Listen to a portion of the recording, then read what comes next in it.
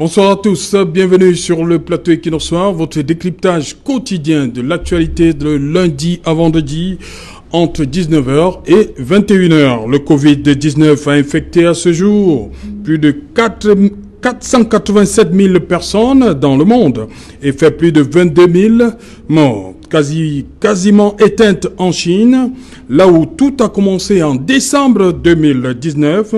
La pandémie flambe aujourd'hui en Europe. L'Italie est deuxième pays au monde le plus touché avec plus de 70 000 cas pour 7 500 décès. Face à cette tragédie mondiale, l'infectiologue français de 68 ans, le professeur Didier Raoult, propose un traitement à base de chloroquine, à côté de l'expertise sanitaire cubaine de plus en plus sollicitée. L'Italie en premier. Bonne nouvelle tout de même pour les milliers de Français en détresse. Le gouvernement vient de donner raison au professeur Raoult en généralisant le recours à l'hydroxychloroquine, tout comme sa vente au public. Madame, Monsieur, tout à l'heure à 20h, c'est la grande édition d'information qui vous sera présentée par Cédric Noufelet. Et tout de suite après, ce sera le débrief du journal. Et tout de suite, c'est le fait du jour.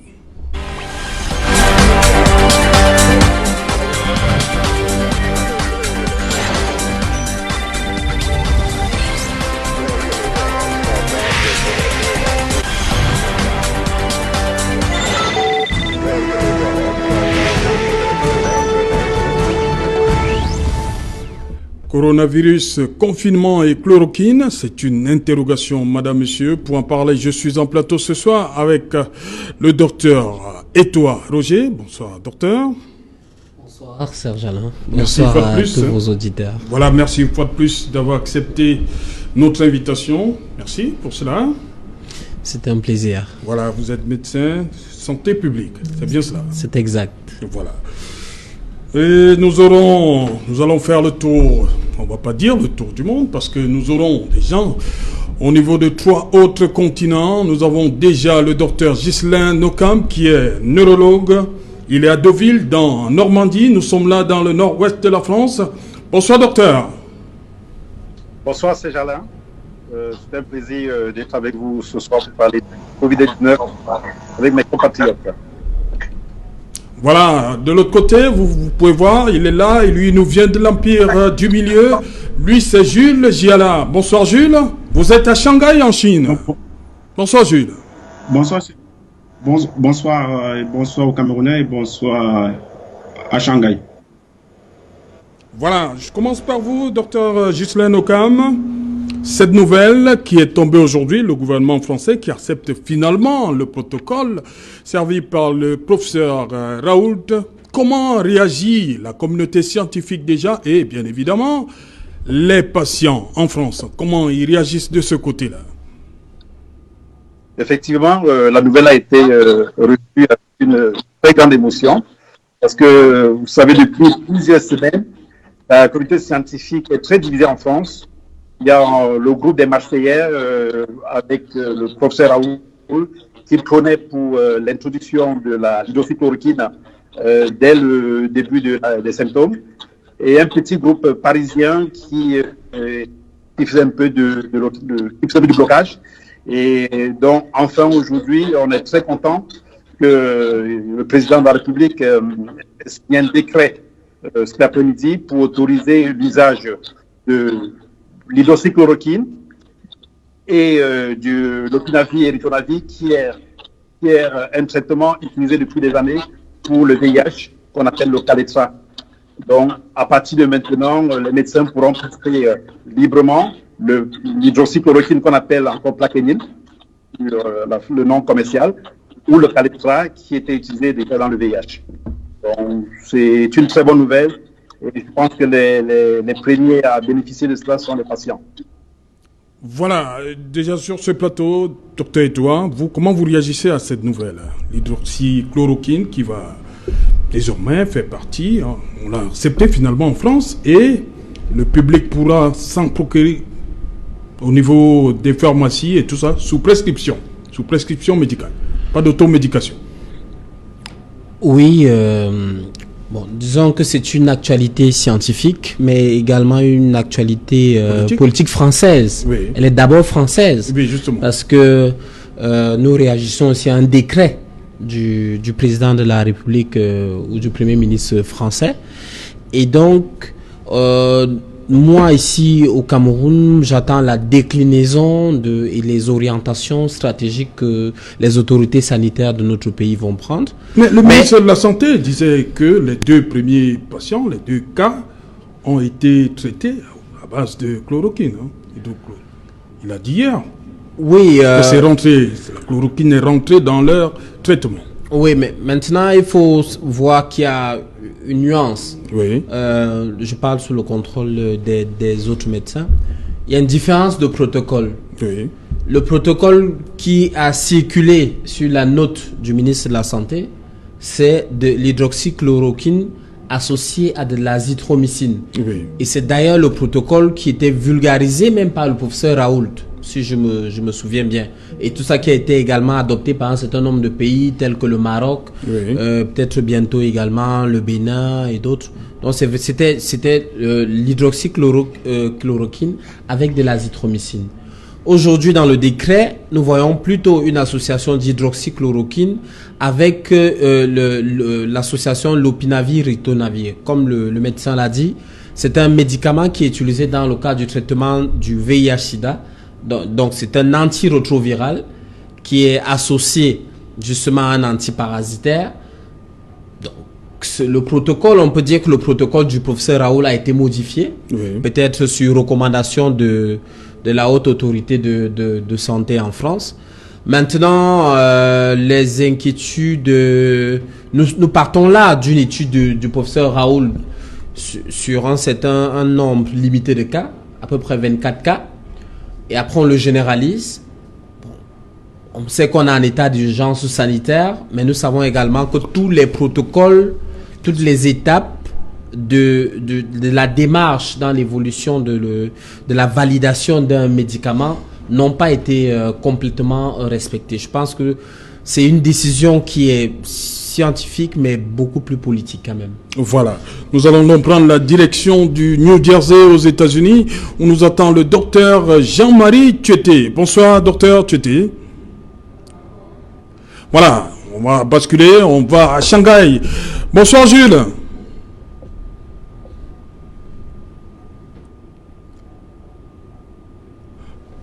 Oui, Jules, bonsoir. Vous êtes à Shanghai. Dites-nous, vous êtes ingénieur informatique de ce côté-là. Dites-nous, c'est là-bas que Oui. tout a commencé, en Chine. Et quelles ont été, comme ça, les mesures prises par le gouvernement chinois aux premières heures de cette épidémie du côté de l'Empire du Milieu? Merci. J'aimerais avant de le dire, demander aux docteurs qui sont là, pourquoi on n'a pas utilisé la chloroquine à temps, puisque la Chine avait déjà commencé à l'utiliser. Pourquoi on attend toujours que l'Europe puisse donner un feu vert pour que les Africains puissent réagir? C'est là ma préoccupation, alors que la Chine avait déjà utilisé cette molécule-là pour soigner beaucoup de malades.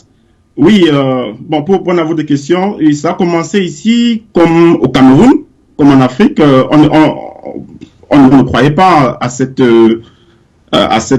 virus, et tout le monde partait toujours au travail. Et c'est après 2 semaines, on a commencé à voir les morts.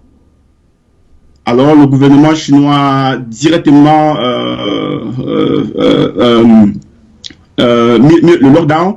Ça veut dire la ville de Wuhan a été fermée, plus d'accès, ça veut dire vous n'entrez plus, vous ne sortez plus.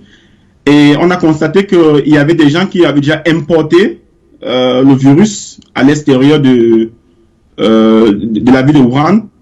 Donc le gouvernement a demandé un confinement total. Et la première recommandation, ce n'était pas de se laver les mains. La première recommandation, c'était de porter un masque. C'était la première recommandation du gouvernement chinois, porter un masque. Après ça, maintenant, quand vous avez le masque, on vous envoie maintenant dans un groupe ou par mail des éléments d'hygiène comment vous allez vous comporter. Par exemple, on demande de laisser la clim, ça doit tourner 24 sur 24. On nous demandait aussi de ne pas sortir. On nous demandait aussi de boire de l'eau chaude, beaucoup d'eau chaude. Et c'était régulier en fait. Et en ce moment aussi, il y avait des drones qui sillonnaient et qui regardaient les gens qui sont dehors. Ça veut dire si vous êtes dehors et que par exemple vous n'avez pas de masque, le drone automatiquement va vous dire de porter votre masque ou bien de rentrer. Donc c'était comme ça que ça a commencé. C'est comme ça les débuts en fait. Voilà, dites-moi, docteur Etoua, vous avez fait une sortie aujourd'hui. Vous pensez, entre autres mesures, les 13 mesures sorties par le gouvernement du Cameroun, vous pensez à un allègement des problèmes de frontières. On devrait ouvrir un tout petit peu. Dites-nous, à quoi ça renvoie? Oui. Pourquoi ouvrir les frontières? J'ai pas dit d'ouvrir, j'ai dit d'assouplir. Assouplir, oui, allez-y, oui. Alors, mon constat part du fait que nous tous, moi j'étais partisan de la fermeture immédiate des frontières et complète d'ailleurs, parce que le foyer de l'épidémie était en Europe, en France, en Italie et un certain nombre de pays européens. Et d'ailleurs, tous les premiers cas que nous avions enregistrés venaient de ce côté-là. Alors, vous avez vu par exemple le célèbre vol de Air France qui est venu l'autre jour, qui a déversé un certain nombre de patients qu'on a testés positifs. Donc là, il fallait rapidement fermer les frontières. Mais il se peut que entre l'espace où on a fermé les frontières et aujourd'hui, les Européens eux-mêmes, ils ont fermé leurs frontières. L'espace Schengen est complètement fermé. Et l'espace Schengen, en ce moment, c'est le foyer de l'épidémie contre le coronavirus. Et la Chine, qui était le foyer primaire, aujourd'hui s'est asséchée. Ça fait à peu près 10 jours, on n'a pas dénombré un nouveau cas d'épidémie en Chine. Oui. Ça fait 2 semaines, l'hôpital qui accueillait, l'hôpital de Wuhan, de 1000 lits, qui accueillait les malades, a été complètement vidé. Le dernier malade est sorti il y a 2 semaines. Donc aujourd'hui, on peut considérer que le foyer de l'épidémie s'est asséché en Chine, mais il est toujours aussi vivace en Europe. Un autre argument, c'est que en ce moment, je pense qu'il faut faire appel il faut établir des ponts avec des pays qui ont à la fois la logistique nécessaire pour gérer l'épidémie. Il nous faut par exemple beaucoup de matériel, il faut des masques, il faut des gants, il faut des tests de dépistage, il nous faut des respirateurs, il nous faut un certain nombre de choses. Bien sûr, on a les bateaux peuvent toujours arriver, les cargos peuvent toujours arriver, mais c'est pas pour charger ces bateaux, ces cargos, il faut des semaines, il faut de la logistique, il faut de l'argent. Par contre, avec 1000 tests, on peut mettre 1000 tests de dépistage dans une valise et plus quelqu'un vient avec un certain nombre de logistique hospitalière. Il nous faut également un certain nombre d'expertises. Vous avez vu, les Italiens, à un certain moment, n'ont pas eu honte de faire appel aux Cubains. De faire appel aux Cubains, aux Chinois, aux Russes. Je pense que nous également, nous devons commencer à établir ces ponts aériens avec ces puissances humanitaires émergentes et anciennes. Donc nous devons, la Russie a envoyé 600 virologues en Italie. Donc nous devons avoir toutes ces expertises. Et j'ai bien peur que si les frontières restent complètement fermées, qu'il n'y ait pas cette fluidité-là. Donc pour moi, les frontières doivent rester fermées avec les pays européens qui sont des grands foyers d'épidémie, avec des pays qui ont une très grande prévalence de coronavirus, par exemple à plus de 100 cas. Mais on doit assouplir cette ouverture des frontières avec des pays qui peuvent nous fournir de la logistique pour lutter contre le coronavirus, avec des pays qui peuvent nous fournir de l'expertise technique et tout ça. Mais il y a également des conditions. La condition, évidemment, ce serait que ces frontières soient toujours fermées avec ces pays européens, première condition. Deuxième condition, il faut qu'il y ait un filtrage des personnes qui viennent au pays, un filtrage au pays d'origine, c'est-à-dire qu'il faut faire des tests de dépistage pour toute personne qui demande le visa pour le Cameroun. Et deuxièmement, quand il arrive, on met cette personne en confinement pendant 14 jours. Et le confinement est dans un hôtel dédié qu'on va aménager, gardé par l'armée et tout ça, les forces de l'ordre. Et deuxièmement, le confinement est à la charge du voyageur. Comme ça va dissuader quand même un grand nombre de personnes de venir, et les personnes qui viendront auront un mobile soit économique, soit sanitaire, soit même familial, parce que nous n'oublions pas que nous avons des Camerounais qui sont toujours bloqués à l'étranger, et c'est un droit pour eux de revenir dans leur pays.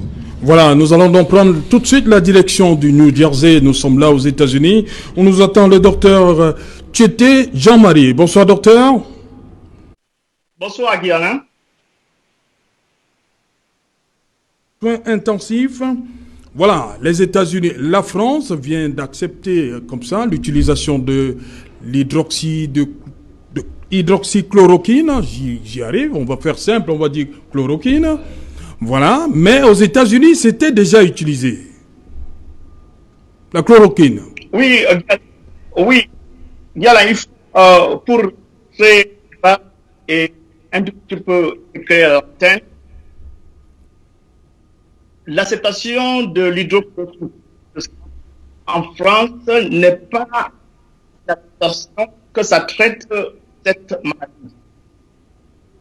Donc, je ne vais plus rentrer dans les débats par rapport à l'éminent professeur. Je veux juste tout simplement noter ici que le monde médical était à un dilemme.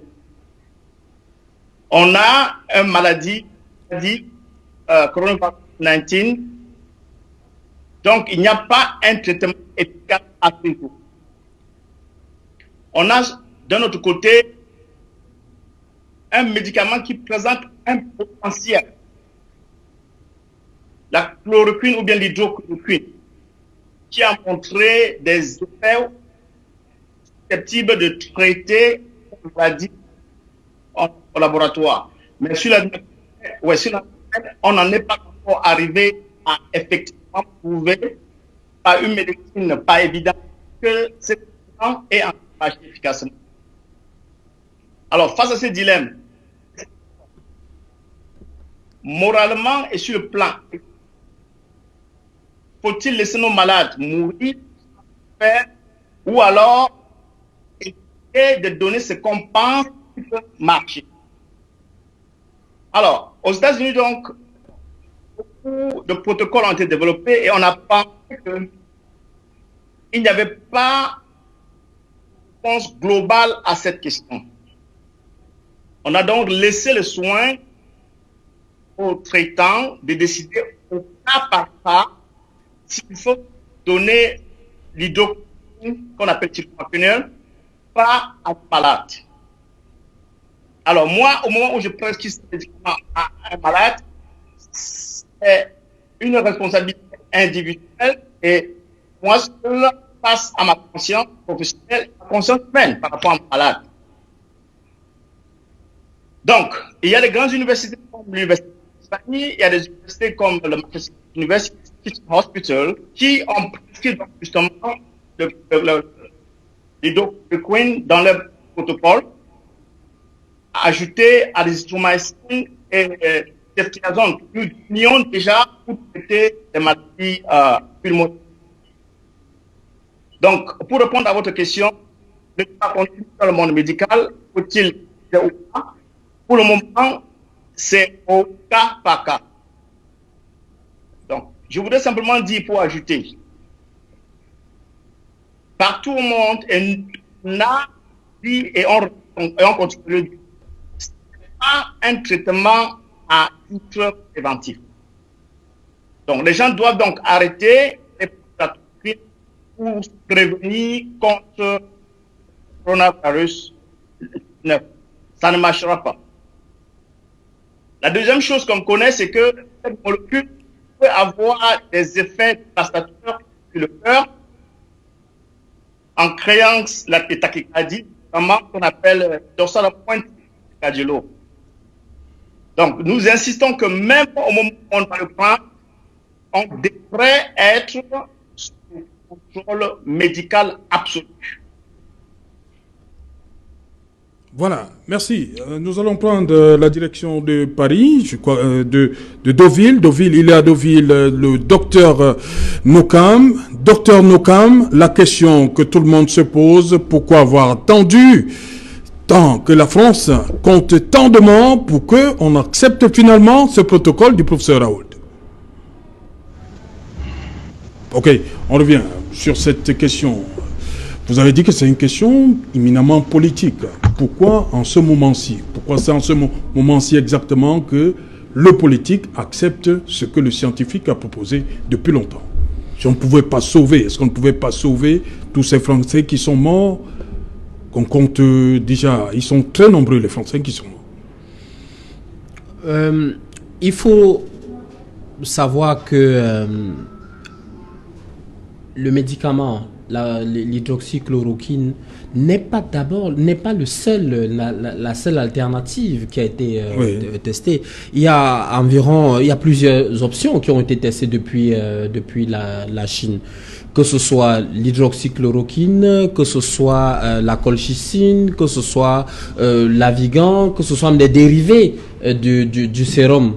Parce qu'on a pris du sérum des personnes qui avaient été guéries par du coronavirus, et on a réinjecté chez des personnes qui étaient malades, et chez certaines personnes ils ont été guéris.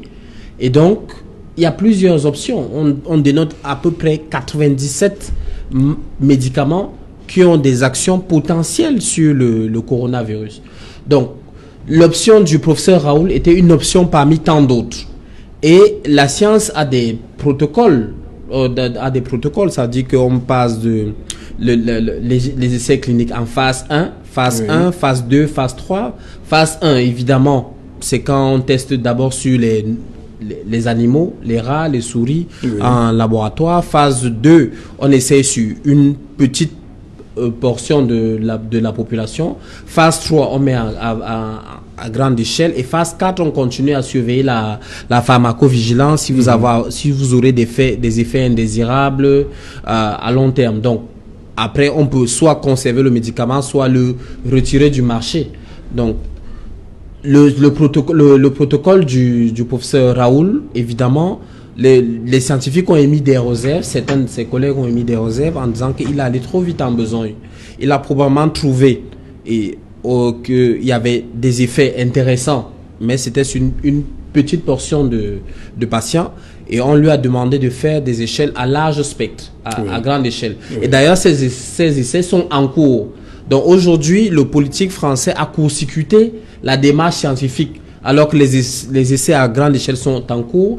Il a court-circuité, vu l'urgence, à autoriser donc ce médicament sur la place publique. Donc c'est la première fois que le politique décide de la mise sur le marché avant vraiment des recommandations fermes de scientifiques. Donc il n'y a pas eu de lenteur. La procédure était normale, et les scientifiques, les hommes politiques français ont juste pris la mesure de la menace parce que les populations étaient en train de périr. Donc, faute d'alternative, on s'est dit, pourquoi ne pas essayer d'abord la chloroquine? Ok, nous repartons tout de suite. Nous prenons la direction de Shanghai où il est 2h30. Il est toujours là, Jules Diala. Jules Diala, avant d'entrer en studio, vous me disiez que le gouvernement chinois venait de prendre une mesure interdisant l'entrée des ressortissants étrangers en Chine. De quoi a peur l'Empire? Oui, exactement. Qu'il soit réinfecté, c'est ça? Oui, exactement, parce qu'il y a beaucoup de cas importés actuellement en Chine, particulièrement à Shanghai, à Beijing et aussi à Hong Kong. Et tous ces cas infectés, ce sont des étrangers qui rentrent, certains qui viennent pour le travail, certains qui viennent pour les études. Quand ils arrivent, ils doivent partir en quarantaine. Et ils partent en quarantaine pour une durée de 18 jours. Et pendant la quarantaine, ils peuvent manifester, avoir des symptômes. Et on les teste, ils sont positifs. Actuellement, Shanghai a enregistré les cas importés, c'est 90% des cas importés actuellement au niveau de Shanghai. Et je reviens sur ce que le docteur a dit tout à l'heure en disant que au niveau de Wuhan, ça va déjà. Non, à Wuhan encore, on a encore environ 4000 infectés qui sont 4000 toujours encore à à l'hôpital, qui sont toujours à l'hôpital actuellement et qui ne sont pas encore sortis. Mais le gouvernement chinois a prévu l'ouverture de la ville de Wuhan le 8 avril. Et les bus ont déjà commencé déjà quand même à circuler dans la ville, à circuler dans la ville de Wuhan. Mais ça va progressivement là. Voilà, Jules, je reste avec vous. Vous m'avez dit que le port du masque est obligatoire en Chine.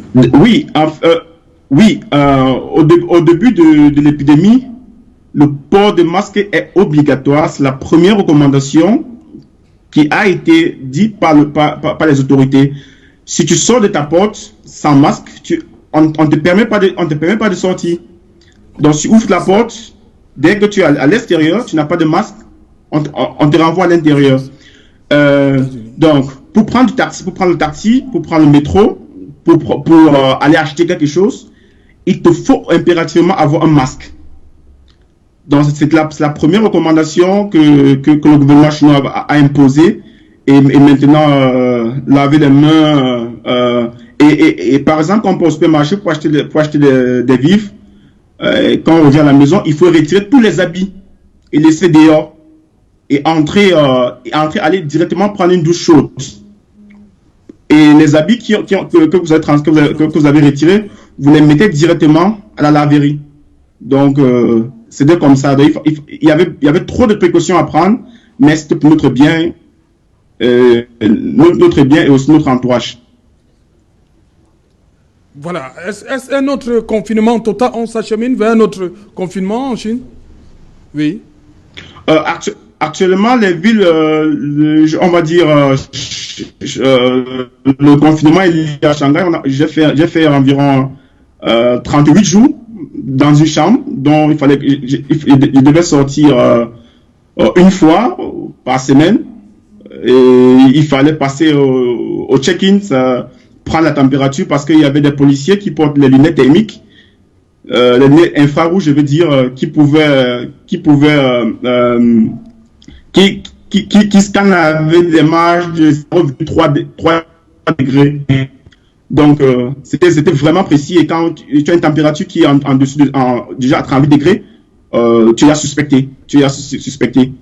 Mais actuellement, ça va et c'est ouvert, mais le masque, actuellement, tu ne peux pas sortir sans masque. Okay. C'est obligatoire.